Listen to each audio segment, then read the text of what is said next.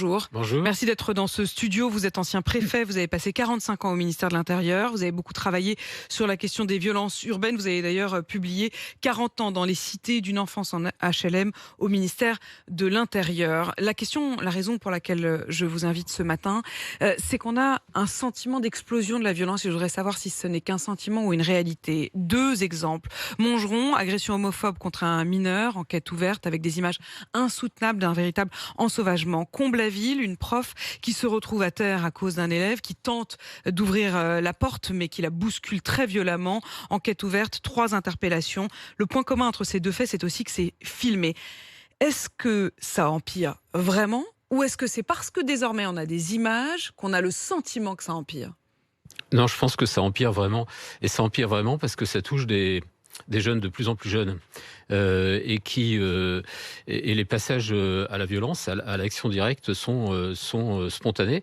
Et par ailleurs, on a aussi un phénomène d'emploi d'armes de couteaux principalement, qui aujourd'hui est assez généralisé, qui a quand même causé en 2 années près de 17 morts sur la région Île-de-France.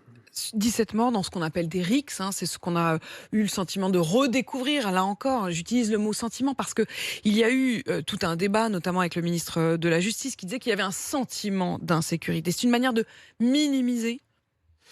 En fait, c'est sans doute la définition même de la violence qui est pas fixée. Donc c'est un peu compliqué de comparer. Qu'est-ce que vous appelleriez violence aujourd'hui ? Ultra-violence, ensauvagement, toutes ces expressions. Moi, je pense que dès lors la violence est destinée à blesser gravement, à tuer, parce que malheureusement c'est ça aussi, à paralyser ou à rendre invalide, c'est-à-dire ces violences qui sont quand même extrêmes, dès lors qu'on rentre dans ces catégories, je pense que là on est dans l'hyperviolence. Les images insoutenable de cette agression homophobe donc contre un mineur à Montgeron qui est littéralement passé à tabac avec une extrême violence. C'est sauvage, il n'a absolument aucun moyen de s'en sortir, c'est filmé et surtout on entend les jeunes, il y en a une dizaine qui vraiment le molestent abominablement alors qu'il est à terre. Ils ricanent, aucun d'eux ne dit non mais arrêtez. Aucun d'eux. Est-ce que c'est ça qui est nouveau ? Oui, c'est ça qui est nouveau. Et ça, c'est terrifiant.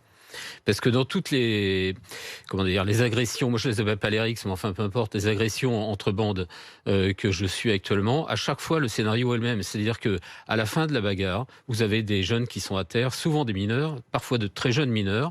Ils sont à terre, ils baignent dans leur sang. Certains sont en train d'agoniser et en même temps, ni les participants de la bande, c'est-à-dire ni leurs amis, ni les adversaires, ne sont là pour les secourir. C'est-à-dire que tout le monde s'enfuit, tout le monde part, tout le monde quitte la scène, et tant pis pour ceux qui restent au sol.